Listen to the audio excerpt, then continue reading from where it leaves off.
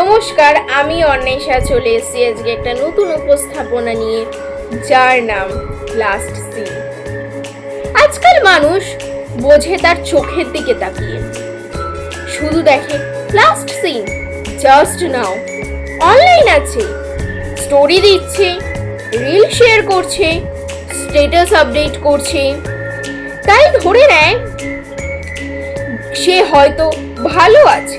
কিন্তু কেউ দেখে না ওই অ্যাক্টিভ নাও এর পিছনে কতটা নিঃশব্দের যুদ্ধ চলছে, ওই হাসির ইমোজির পিছনে কতটা অভিমান লুকিয়ে আছে, ওই আই অ্যাম ফাইন এর পিছনে কতটা ক্লান্তি, কতটা ভাঙা মন চুপ করে বসে আছে।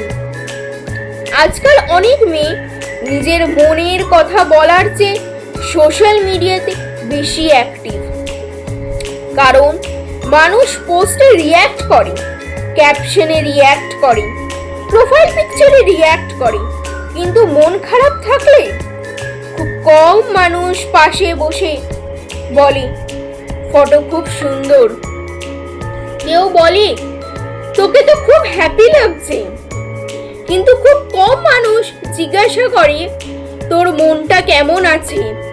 তাই মাঝে মাঝে মনে হয় আমরা অনলাইন আছি কিন্তু কানেক্টেড নই। আমার কথা বলি কিন্তু মন খুলে নয়। আমরা হাসি কিন্তু সবসময় খুশি নই।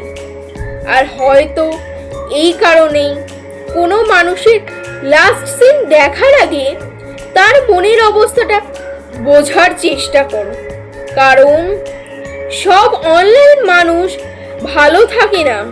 কিছু মানুষ নিজেদের ভেঙে থাকার গুলোকে নিয়ে প্রতিদিন নতুন করে বাঁচতে শেখে, আর তাদের প্রোফাইলে লেখা থাকে অ্যাক্টিভ নাও, কিন্তু সত্যিটা হলো অনলাইন আছি, ভালো নেই।